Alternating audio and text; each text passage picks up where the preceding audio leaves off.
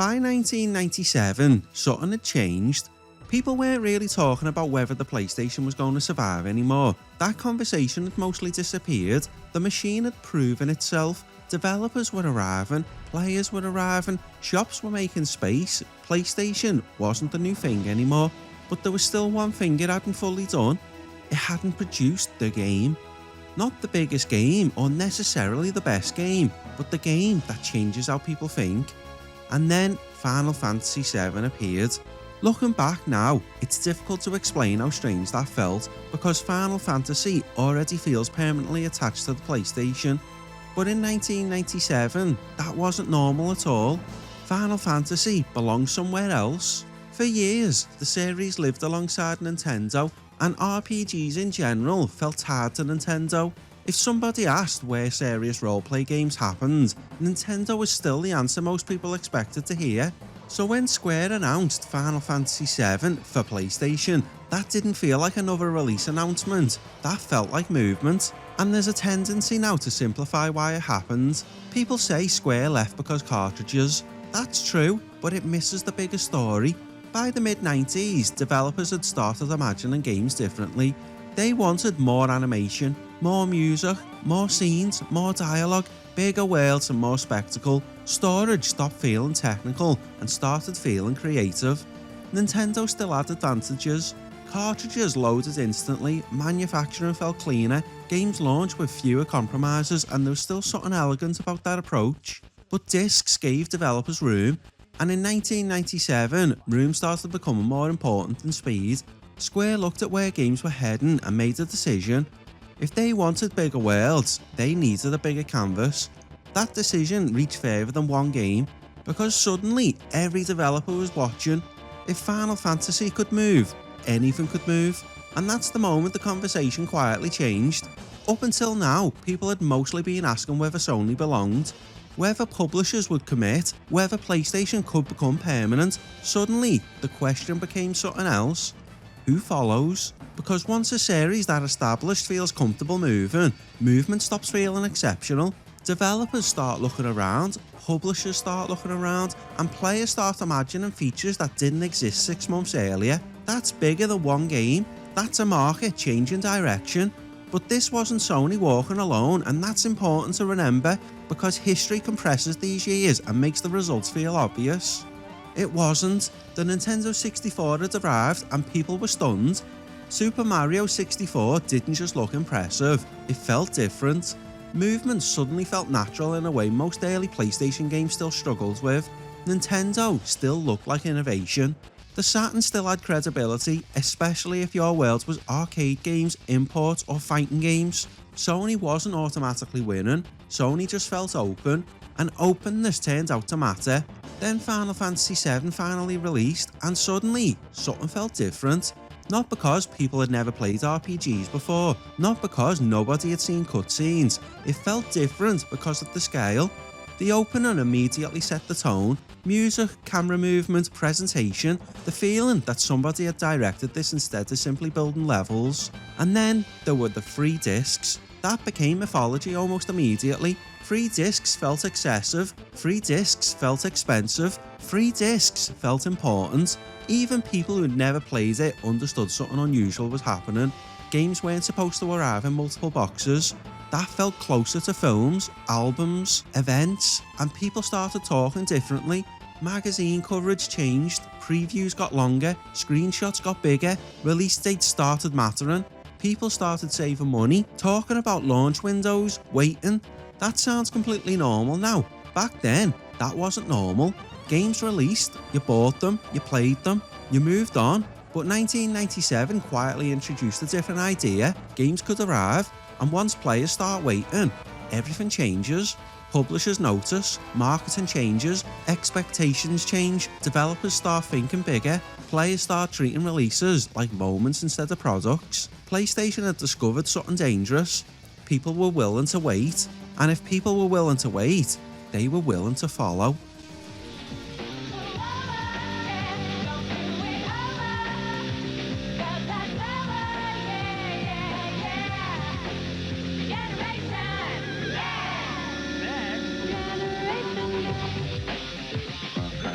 when you buy Pepsi products, you can instantly win one of thousands of PlayStation games and consoles. It might just change your plans for the holidays. Hey, Santa, you're 6 hours late, and the reindeer and I are sick of playing poker. Welcome to the definitive history of the Sony PlayStation. I'm Parasine. 1997 is one of those years that becomes difficult to talk about because history makes it feel inevitable. People look back now and see Final Fantasy VII, Gran Turismo, Castlevania Symphony of the Night, magazine covers everywhere, and a PlayStation logo that suddenly seemed impossible to avoid. And because of that, it's easy to assume everybody knew what was happening. They didn't. If you went back to early 1997 and asked people who was winning, the answer would still depend entirely on who you asked. Nintendo still looked dangerous. The Nintendo 64 had arrived and immediately started changing conversations. Super Mario 64 didn't just feel like a new game, it felt like somebody had solved movement before anybody else. Suddenly, cameras, analog controls and three-dimensional spaces started feeling less experimental. Sega still had credibility too. That's easy to forget now. The Saturn wasn't some forgotten machine in 1997. It still had loyal players, strong arcade roots, and especially in Europe and Japan, there was plenty of people who still believed Sega would recover. Sony had momentum, but momentum isn't victory. That matters because 1997 isn't the year PlayStation won. It's the year people stopped questioning whether PlayStation belonged, and that's different. The first few years had been full of uncertainty. Could Sony make games? Could they keep publishers? Could discs really replace cartridges? Would people trust a company better known for televisions and music? By now, those questions had mostly disappeared. Something else replaced them.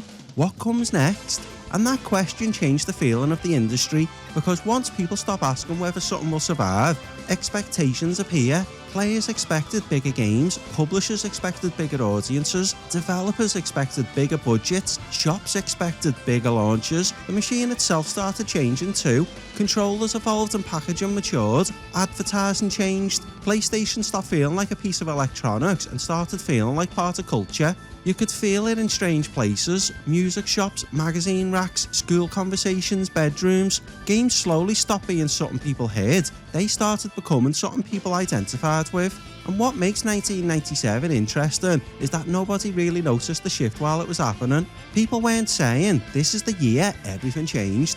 They were just buying games, reading magazines, watching adverts, saving money, living through it. But looking back, 1997 feels like the first year where PlayStation stopped behaving like the future and started behaving like normal life, which created a strange new problem, because once games become normal, they stop competing with toys. Now they start competing with everything else.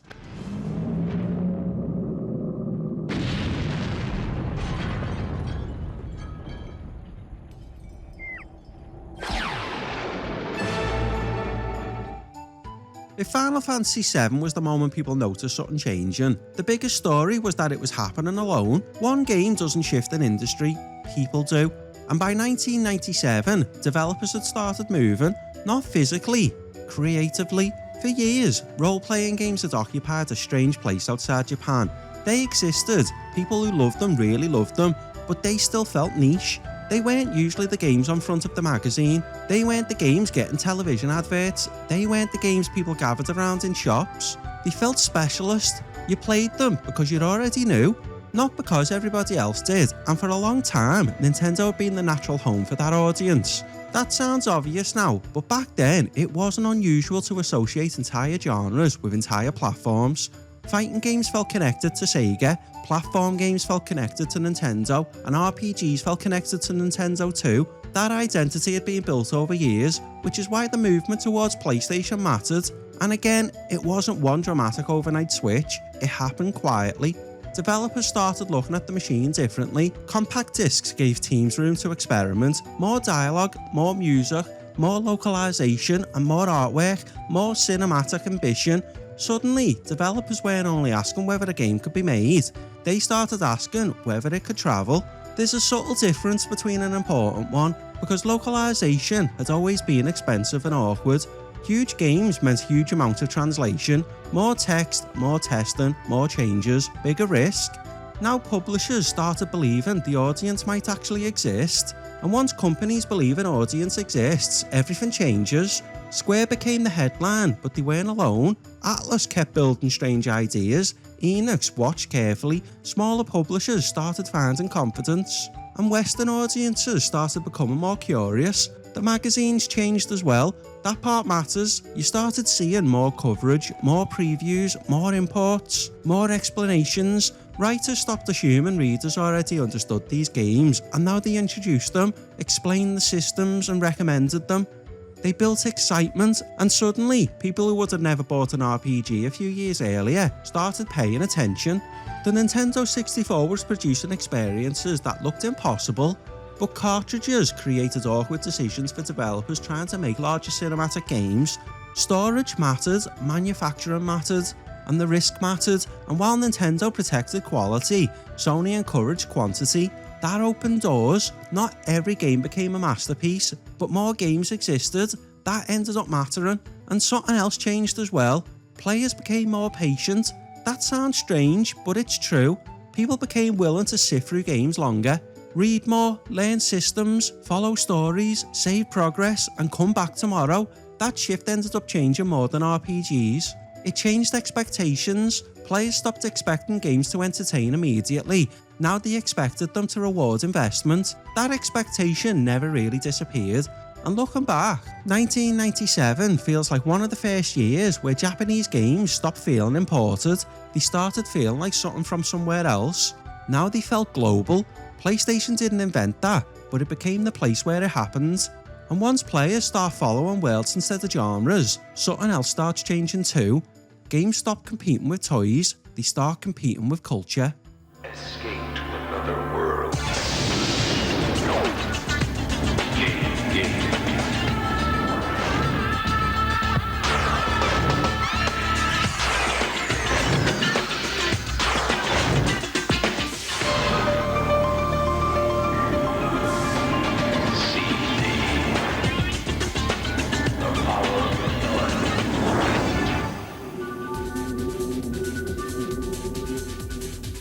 Looking back now, one of the strangest things about the late 90s is remembering that games weren't automatically considered cool. That sounds ridiculous because gaming is everywhere now. Music, films, sports, fashion, social media. Games don't really need permission to belong anymore. Back then, they still did, and that's easy to forget now because people tend to remember the games themselves, but not where those games lived. Go into a shop in the early and mid 90s and games were usually treated like toys.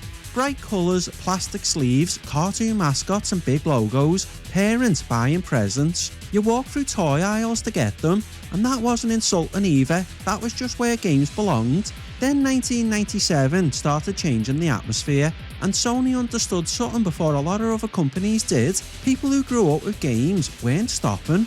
They were getting older, and that sounds obvious now, but back then it was a surprisingly important realisation. Previous generations of entertainment assumed people eventually moved on. Sony quietly built around the idea that maybe they wouldn't, and you can feel that shift everywhere once you start looking.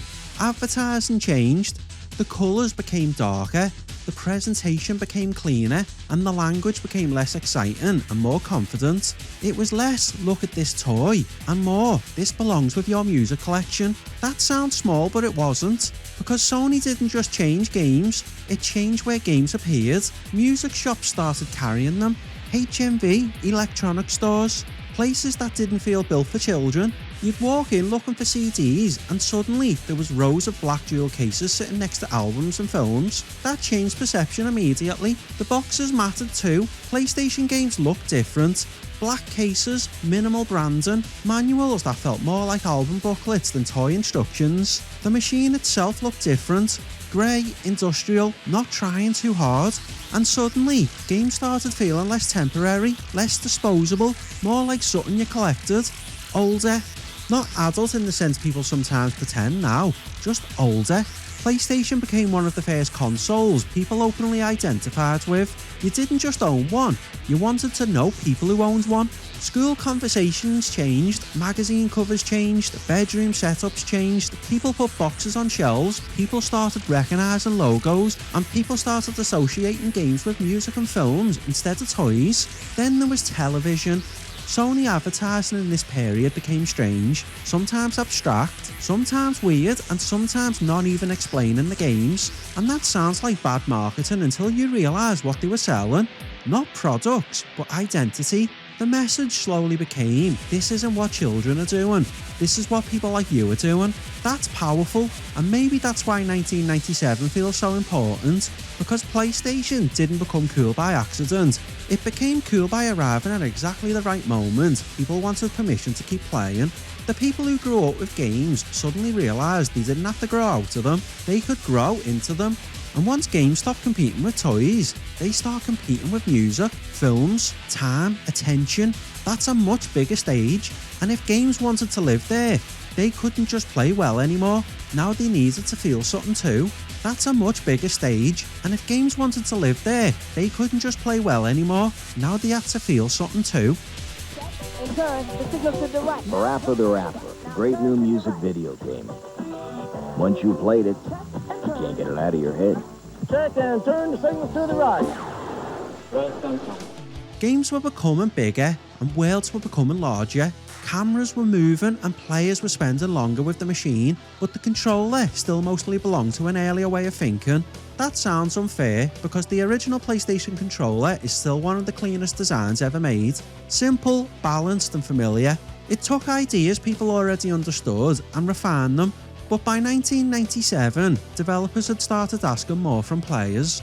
Three-dimensional movement was becoming normal, driving games were becoming more precise, and camera control was becoming more important. Games weren't just asking people to react anymore, they were asking people to exist inside spaces. And suddenly, buttons started feeling slightly limited. The Nintendo 64 controller arrived and immediately felt unusual. Some people loved it, and some people never completely adjusted to it. But the analog stick changed expectations almost overnight. Movement stopped feeling digital. You weren't just moving, you were leaning, pushing, adjusting. Players suddenly expected control to feel more physical. Sony noticed, but Sony's response was very different. Nintendo redesigned the entire controller around analog. Sony quietly evolved. First came the dual analog controller, and it's one of those strange pieces of hardware that history slightly forgets because something better arrived immediately after. The dual analog feels like Sony experimenting in public. Longer grips, twin sticks, a machine trying to work out what three-dimensional control was supposed to feel like. Then came DualShock, and suddenly everything clicked. Looking back now, it feels obvious. Two analog sticks, rumble, same overall shape, but at the time, this wasn't obvious at all. There wasn't a rule book, nobody knew where sticks belonged, nobody knew whether vibration mattered, nobody knew whether players even wanted this. Then people picked it up and immediately understood, because the clever part wasn't analog, it was familiarity. Sony didn't ask players to relearn gaming, they asked them to keep playing and slowly discover something new. That's harder than invention, and the rumble mattered too. That's one of those features that sounds impossible to explain to somebody who grew up with it. Before this, games mostly ended at your fingertips. Now the machine responded. A collision, an explosion, a rough road, a weapon. Games suddenly pushed back, and once people experienced that, going backwards started feeling strange. It wasn't realistic, it wasn't immersive in the modern sense, but it made games feel physical. Developers started noticing immediately. Driving changed, action games changed, horror changed, tiny moments suddenly carried weight, and because this happened gradually, people rarely talked about how important it was. But once controllers start changing, games start changing, designers become more ambitious, players become more expressive, expectations grow. Then there was another quiet piece of the experience: memory cards. That sounds unrelated, but it wasn't. By 1997, saving had become part of ownership. You carried progress, you built collections. Your controller and your memory card slowly became extensions of the machine, not just inputs, identity. That shift mattered, because once games stop feeling like things you control and start feeling like places you touch, developers start thinking differently. And if games were going to compete with films, music and culture, they needed more than control. They needed direction, they needed scenes, and they needed moments. And suddenly, developers stopped building levels, they started directing them. The number of people with extraordinary mental powers is growing, according to Israeli neuroscientists. The brain is evolving. Our research shows 200 completely new states of mind. The neuroscientists cannot explain what is causing this leap in our evolutionary process, but they have their theories.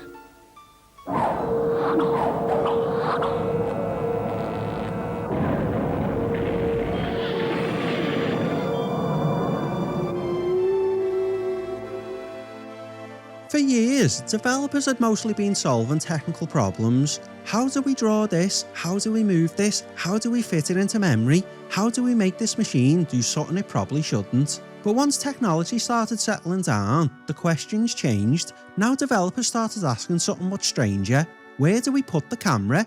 That sounds obvious now, because games have borrowed film language for so long we barely notice anymore. Back then, that wasn't normal.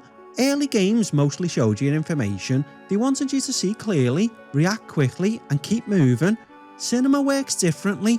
Cinema decides what you see. It controls timing, emotion, pacing, and in 1997, developers suddenly became interested in directing instead of simply presenting. You can feel that shift everywhere. Final Fantasy VII didn't invent cutscenes, but it changed expectations around them. Suddenly, scenes felt larger, camera movement started feeling deliberate, moments slowed down, music became part of storytelling instead of background noise. Then games like Oddworld Abe's Odyssey arrived and pushed somewhere completely different. That game always fascinates me because it feels cinematic without trying to imitate films directly. The world feels staged, the movement feels intentional, characters feel like they belong to places instead of levels. That's a subtle change, but it's an important one. Developers started thinking less about stages and more about scenes. Then there was Resident Evil Director's Cut, which quietly kept proving something Capcom had already discovered. Limitations could become style.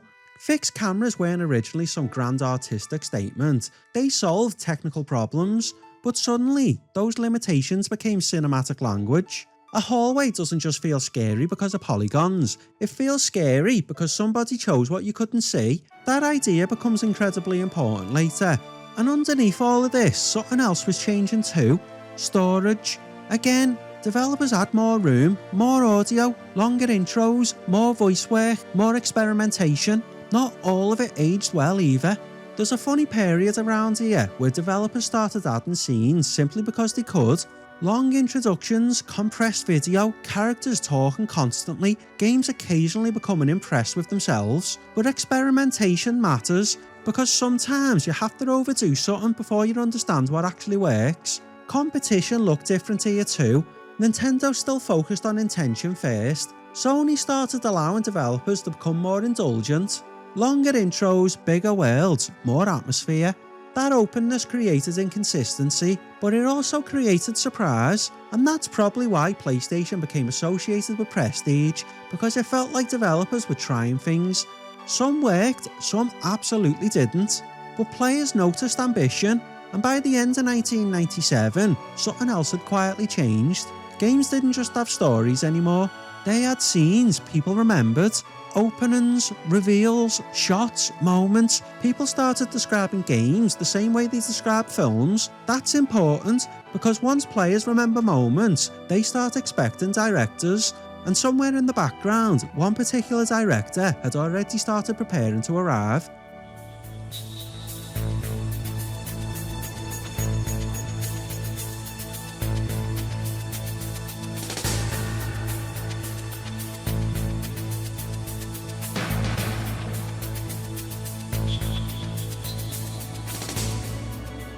By 1997, something had started disappearing.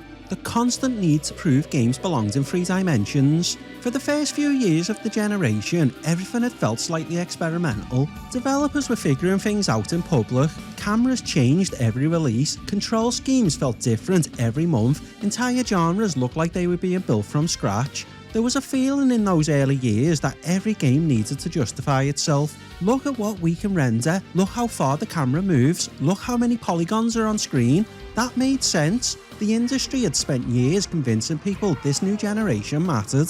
But by 1997, confidence started appearing.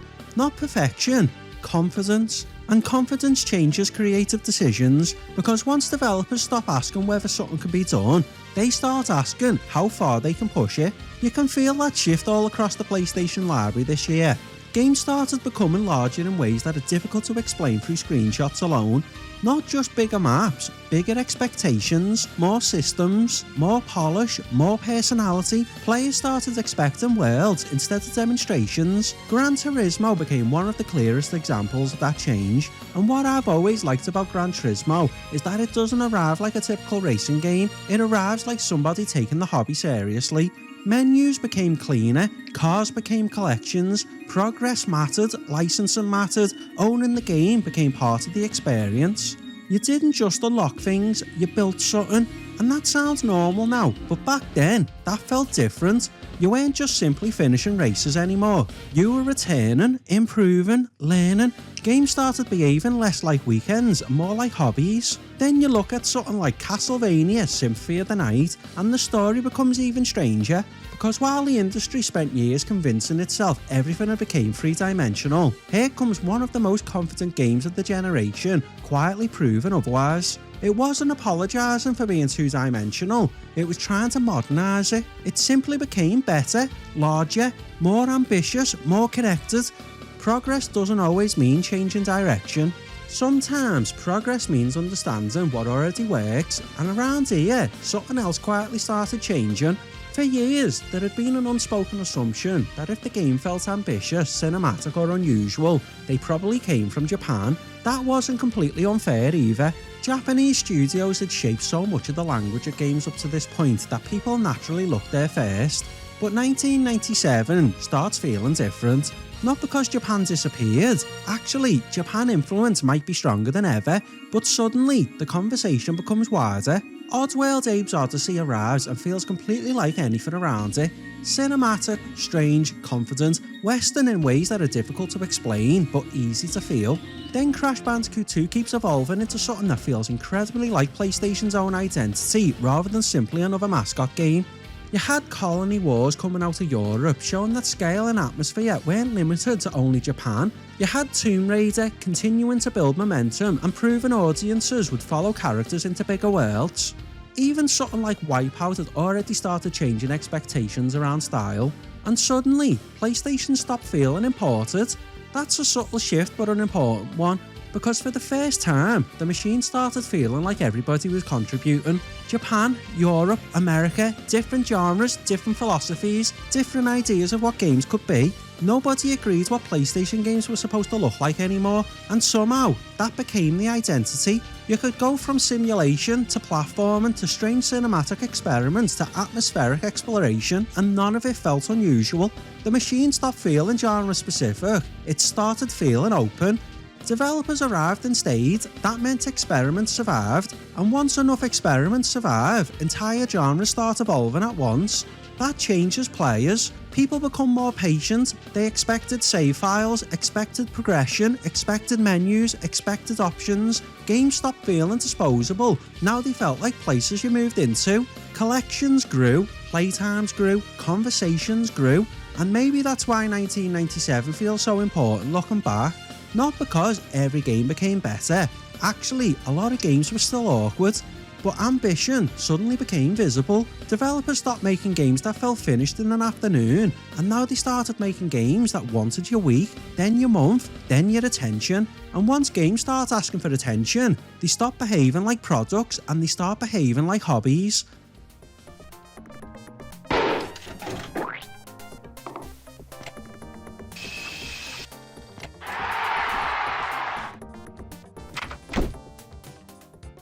As remarkable as 1997's biggest releases were, they only told part of the story. One of the PlayStation's greatest strengths wasn't simply that it produced generation-defining games. It was that its library had become so broad that remarkable ideas could exist just outside the spotlight. Between the headlines, another side of the console was quietly taking shape, one filled with experiments, unusual genres, and games that proved there was almost no idea too ambitious for Sony's little grey box. Take Grand Theft Auto, developed by the Scottish studio DMA Design. It looked unlike almost anything else on the shelves. Viewed today, it's impossible to separate it from the global phenomenon that the series would eventually become, but in 1997, it was something far stranger. Presented from a top-down perspective, players were handed an open city and quietly encouraged to ignore the rules. Missions were there if you wanted them, but as much as enjoyment came from stealing cars, outrunning the police, and discovering how much chaos you could cause before everything finally caught up with you, it wasn't polished in the way entries would be. Yet the freedom it offered hinted at possibilities that few games had explored before. Elsewhere, British developer Bullfrog continued proving that not every memorable PlayStation game needed explosions or superheroes. Theme Hospital transformed the ordinary business of running a hospital into something wonderfully absurd, asking players to treat bizarre illnesses with even stranger machines while somehow keeping the whole operation from descending into complete chaos.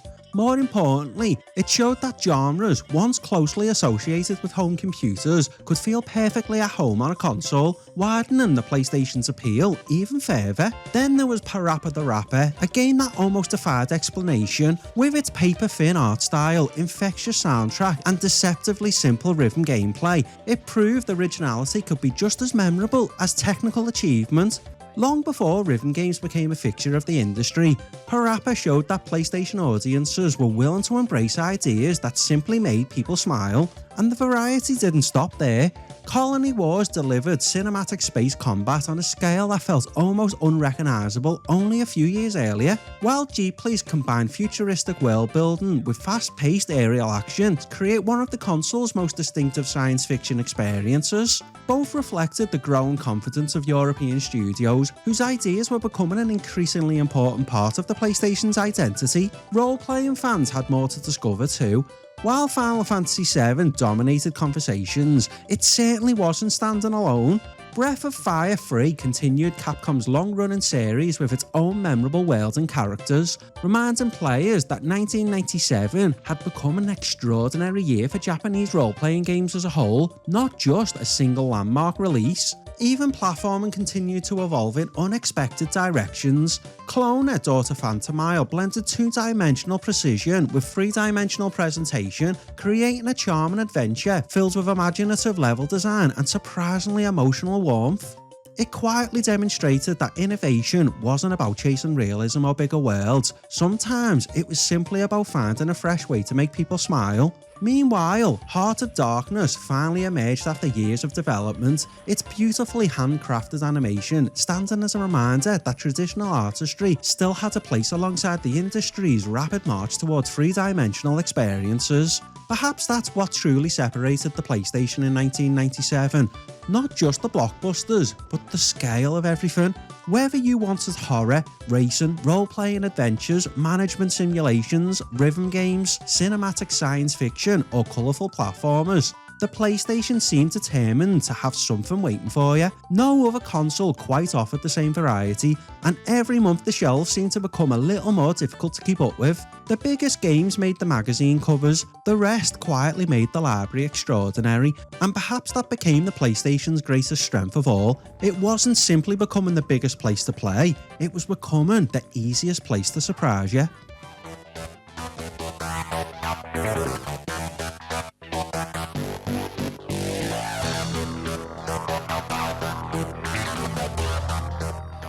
By 1997, PlayStation had started creating a strange side effect. People stopped only thinking about playing games, they started thinking about making them. That probably sounds normal now because game development feels visible, engines are free, tutorials are everywhere, people upload prototypes for fun and entire careers start on laptops. Back then, game development felt impossibly far away. Games appeared finished, teams felt invisible, you played them, you didn't imagine making them.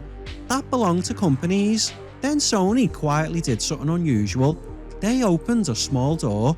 Yaroze wasn't designed to become a mass-market product, and honestly, most people never owned one. The price alone made sure of that, but the idea mattered far more than the numbers. This was a PlayStation designed for development. Not fully open, not completely unrestricted, but open enough to suggest something radical. What if players became creators? And one of my favourite things about Net Yaroze is that Sony didn't really present it like some giant revolution. It felt strangely practical. Documentation, community, tools, magazines featuring projects, people slowly figuring things out, which almost made it more powerful because suddenly development stopped looking impossible, it started looking difficult. That's different. Impossible stops people trying, difficult makes people curious. And there was something strangely powerful about seeing development become visible. Magazines started featuring projects, screenshots that looked unfinished, menus, wireframes, tiny experiments, things that looked not unlike retail games. That matters because most people never seen games in progress before. Games appeared complete, finished, professional. Suddenly, people realised somebody can actually build these things. Somebody opened software and started somewhere. That sounds obvious now. Back then, that felt revealing. You started seeing projects appear in magazines, small teams, strange experiments, people making things because they wanted to understand how games worked. Not because they expected careers, not because they expected success, just because the machine suddenly looked reachable. And looking back now, that feels much bigger than the hardware itself, because Net Yaroze had appeared at exactly the right moment. Games were becoming larger, more cinematic, more explosive. Players started noticing names, developers, studios, credits. People slowly realised games didn't arrive from nowhere, somebody made them. That changes relationships. You stop only consuming and start observing. You notice design, you imagine alternatives. And obviously, this didn't immediately create the future of independent games, but you can see the shape of it. People who touch projects like this eventually entered studios. People who saw development become invisible started believing it was possible. Communities formed, ideas spread. That matters because once players stop asking, how did they make this? And start asking, could I make something? Games become more than entertainment, they become aspiration. And once enough people start dreaming about making games, eventually players start asking a different question. If I can make things, why can't we change them too?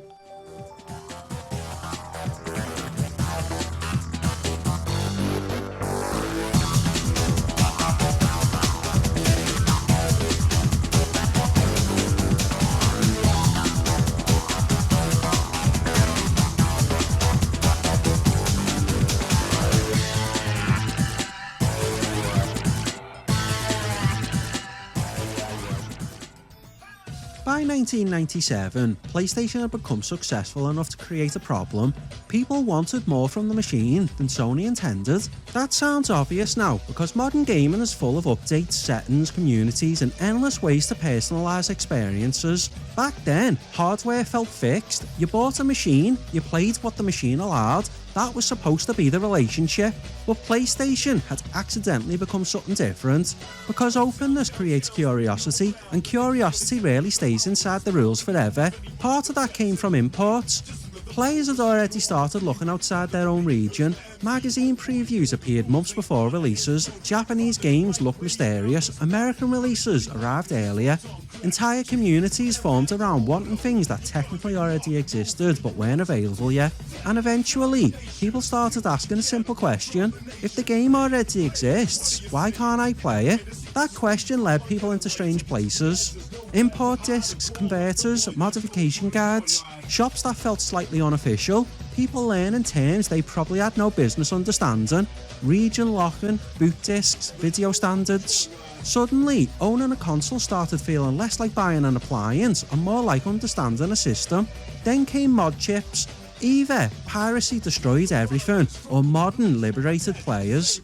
Reality was less dramatic. For a lot of people, mod chips weren't originally about free games, they were about access. Playing imports, trying games early, removing restrictions, seeing what the machine could do. Of course, piracy followed.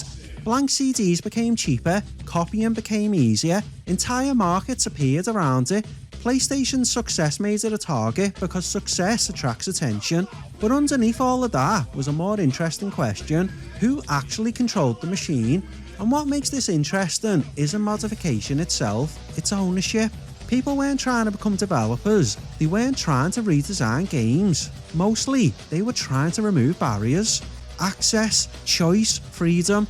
The machine stopped feeling rented, it started feeling owned. Sony sold software, players bought hardware, and suddenly those two ideas started colliding. Because once somebody owns a machine, what are they allowed to do with it? That question still exists now. PlayStation just reached it earlier than most. Nintendo's cartridge approach made this world harder to enter, more expensive and less flexible.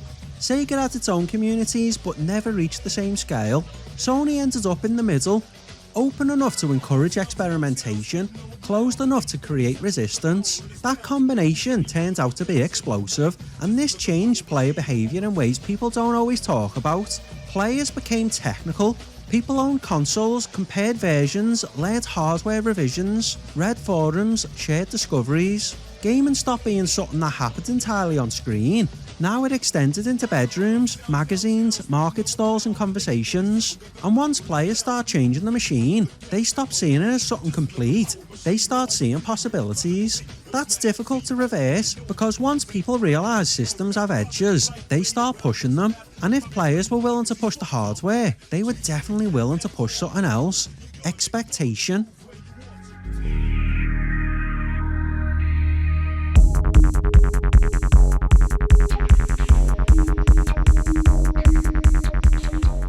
By the autumn of 1997, the excitement didn't begin when you got the game home. It began weeks earlier, sometimes months. Walking into a game shop became an event in itself. The newest releases lined the shelves, cardboard standees filled the windows, magazine covers promised exclusive previews. Behind the counter, somebody was already asking if you wanted to reserve next month's big release before this month's had even finished selling. Owning a PlayStation no longer felt like buying games one at a time, it felt like trying to keep up. Every visit seemed to reveal something else. Maybe it was Tomb Raider 2, maybe Cloner, maybe Formula 1 97, maybe Jeep Police or Colony Wars. Games that looked completely different from one another somehow shared the same shelf without feeling out of place. That was becoming PlayStation's real identity, choice. No matter what kind of player you were becoming, there always seemed to be another jewel case waiting to catch your eye. Then came the previews.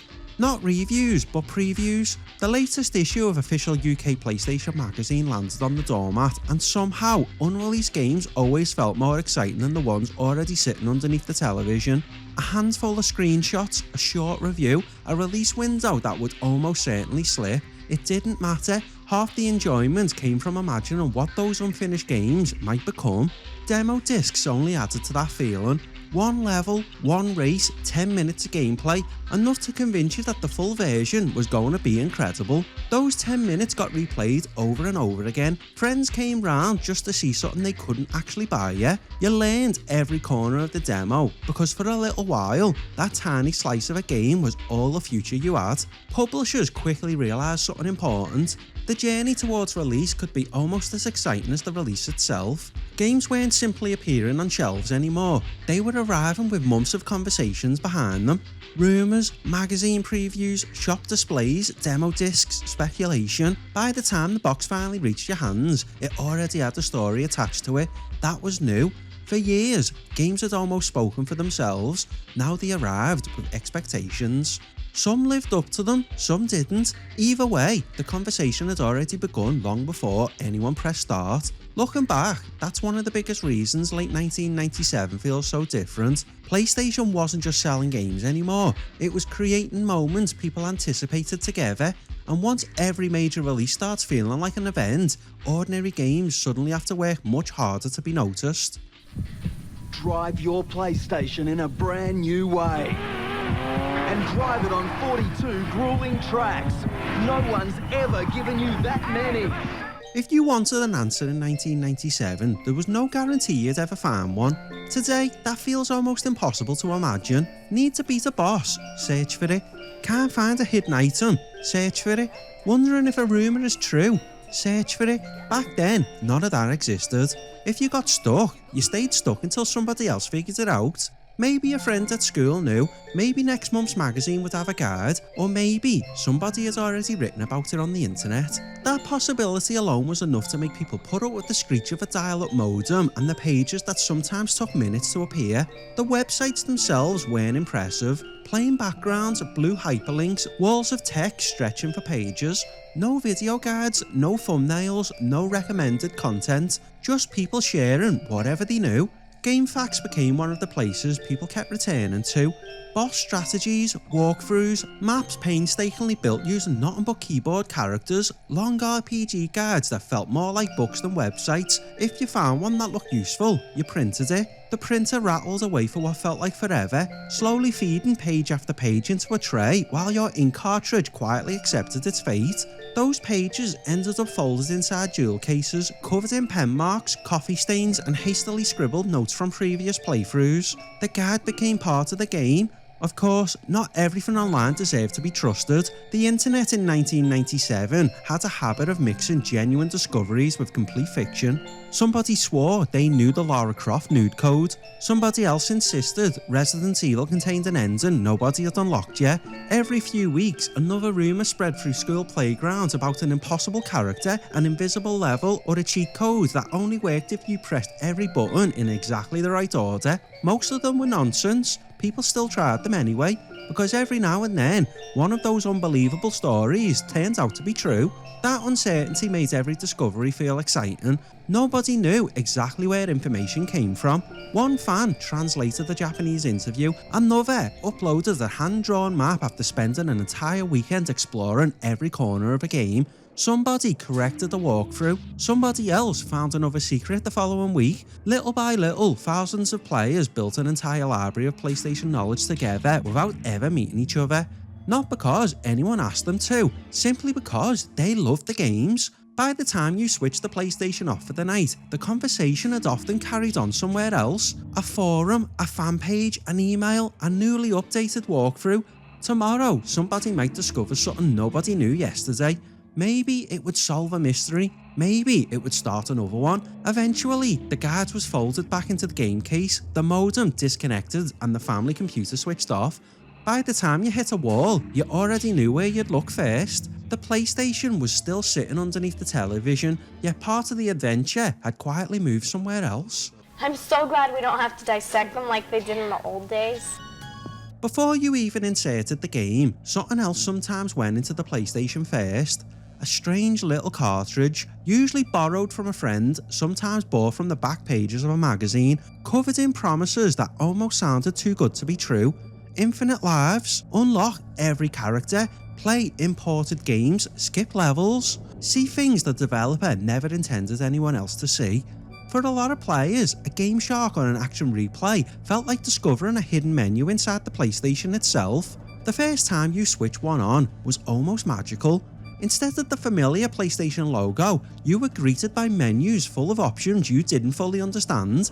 Numbers, memory addresses, cheat lists stretching far beyond anything printed in a magazine. It felt less like playing a game and more like opening it up to see how it worked. Most people didn't buy these devices because they wanted to ruin games. They bought them because curiosity is difficult to ignore. What happens if Cloud never loses health? What happens if every Tekken character is unlocked immediately? Can you reach places you're never supposed to see? Sometimes the answer was spectacular. Sometimes the game crashed 5 seconds later. That was part of the fun. Every successful cheat felt like discovering a tiny secret the developers had accidentally left behind. The best discoveries rarely stayed secret for long. Somebody wrote a code onto a scrap of paper during lunch. Somebody photocopied a page from a cheat book. Magazine tip sections filled with combinations sent in by readers. One friend claimed they knew how to unlock something impossible. Another swore they'd already done it. Half the stories turned out to be completely made up. The other half kept playground conversations alive for weeks. Games were no longer treated as sealed boxes. People started experimenting with them, pushing them, breaking them on purpose just to see what happened. That was a surprisingly new way of thinking. Until then, most players accepted games exactly as they arrived. The rules belonged to the developers. Cheat devices quietly suggested something different. maybe the rules were only suggestions. Maybe the player could decide how the game should be played. For some, that meant skipping impossible bosses. For others, it finally meant seeing content they'd never have reached otherwise. Busy players could jump ahead. Younger players could finish games that once felt impossible.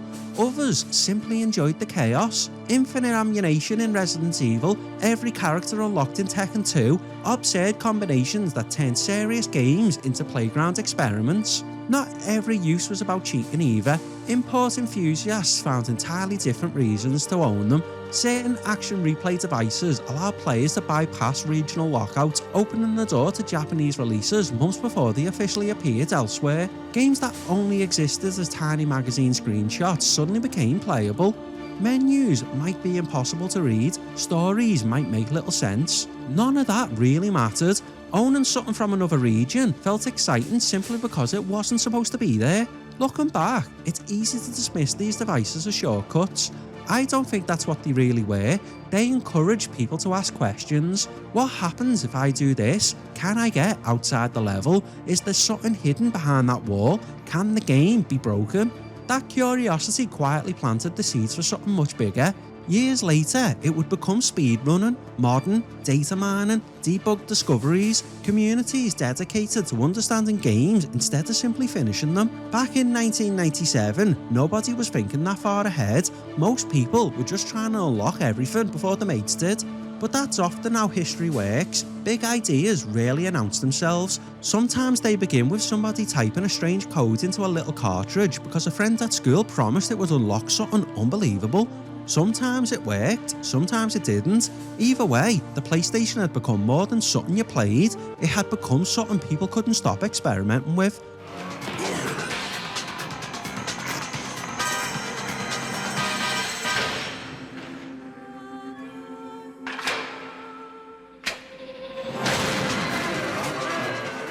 Biohazard 2. By the end of 1997, owning a PlayStation didn't only mean looking at the games you already had, it meant thinking about the ones you didn't. There was always another name appearing somewhere, another magazine cover, another television advert, another demo disc with just enough footage to leave you wanting more. The future stopped feeling distant, it felt scheduled. You could almost measure the year by what hadn't arrived yet. Resident Evil 2 was one of those games.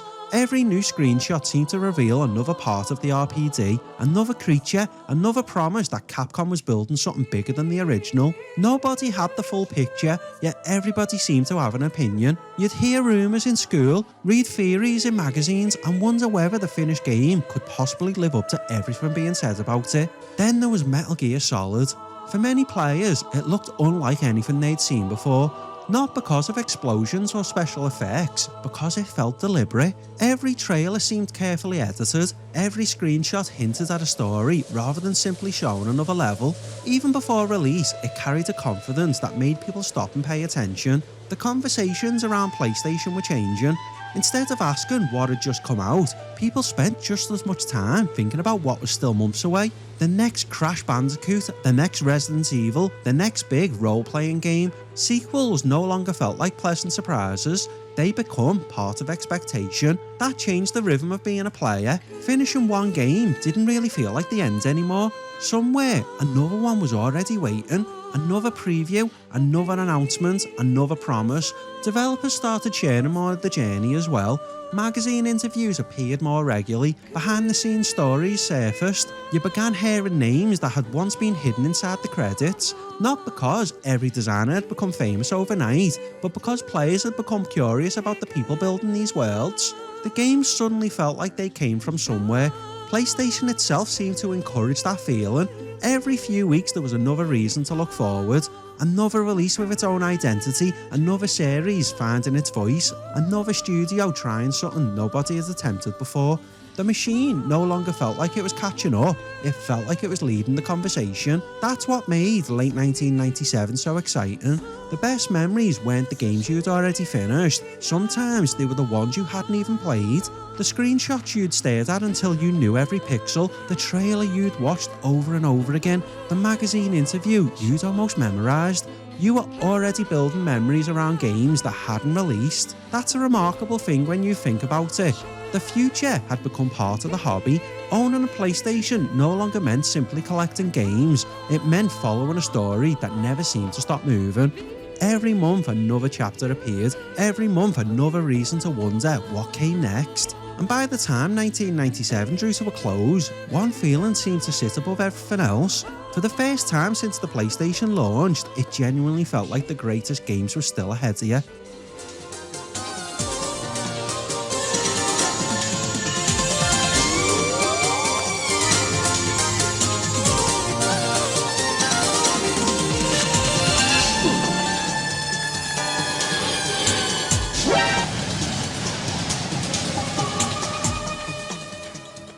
It's strange how quickly something revolutionary can start feeling ordinary. Just a few years earlier, the PlayStation had been the newcomer, the machine nobody was quite sure about, the company trying to convince people that discs could replace cartridges, that a company known for televisions and hi-fi systems could somehow compete with names that had spent decades building the industry. By the end of 1997, those questions had quietly disappeared. Nobody walked into a game shop asking whether PlayStation belonged anymore. They walked in asking what was coming next. That's a very different conversation, and perhaps that's the biggest achievement of all. The PlayStation had stopped being an experiment, it had simply become part of gaming. What I find most interesting about 1997 isn't that every game was a masterpiece. Far from it. There were still awkward cameras, clumsy controls, and ambitious ideas that didn't quite work. Developers were still learning, hardware still had limits, plenty of games disappeared almost as quickly as they arrived. But even those rough edges tell part of the story. The industry had stopped asking whether games could become bigger, now it was trying to work out just how far they could go. That confidence spread across every genre. Role-playing games became grander, horror games became more cinematic, racing games became more authentic, platform games became more expressive. Even genres that had existed for years suddenly felt as though they had another gear to find. You could feel an industry growing into itself. The PlayStation itself slowly faded into the background. People remembered Cloud leaving Midgar, the first time they escaped the Spencer Mansion, the impossible precision of Gran Turismo, the atmosphere of Oddworld, the beauty of Symphony of the Night, the laughter of playing Crash Bandicoot 2, grinding for the gems with friends watching from the sofa. The hardware became almost invisible, and maybe that's the greatest compliment any console can receive. When people stop thinking about the machine and start remembering the moments it gave them, that's where PlayStation found itself by the end of 1997.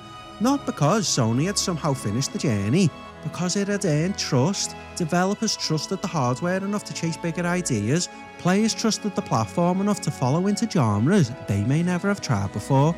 Publishers trusted that audiences were ready for games which asked more of their time, more of their attention, and sometimes a little more patience. That trust would shape everything that followed. Looking back now, it's tempting to call 1997 the peak. It wasn't, it was the foundation. Many of the games people remember most were still waiting just beyond the horizon. Metal Gear Solid, Resident Evil 2, Spyro the Dragon, Medieval, Tomb Raider 3, Parasite Eve. The remarkable thing is that at the end of 1997, nobody knew how extraordinary the next few years were about to become. They only knew one thing. Whatever came next, they wanted to be there on day one. And that's the story of 1997. Not the year PlayStation 1, the year people stopped wondering if the PlayStation had a future and started believing they were already living in it.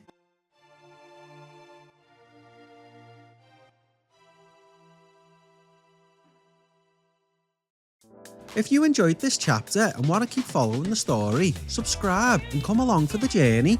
This series is documenting the complete history of the Sony PlayStation year by year from 1994 all the way through to 2006 when the final PlayStation discs quietly rolled off production and one of the most important eras in gaming finally came to a close. Every episode builds into one complete documentary and the full journey is collected in the playlist on screen now. Leave a comment as well. Tell me what 1997 meant to you. What game defined the year? Was it Final Fantasy VII, Gran Turismo, Turismo, Symphony of the Night, something smaller nobody talks about anymore, or maybe tell me where you were when the PlayStation stopped feeling new and started feeling normal. If you enjoyed the video, leave a like, it genuinely helps support the channel, helps more people discover the series and helps make a project this size possible. And a special thank you goes out to the channel members. Your helping gives this project time to go deeper, research further and preserve the history properly. Projects like this only happen because people believe in them enough to support them. This has been Parasine, the history continues.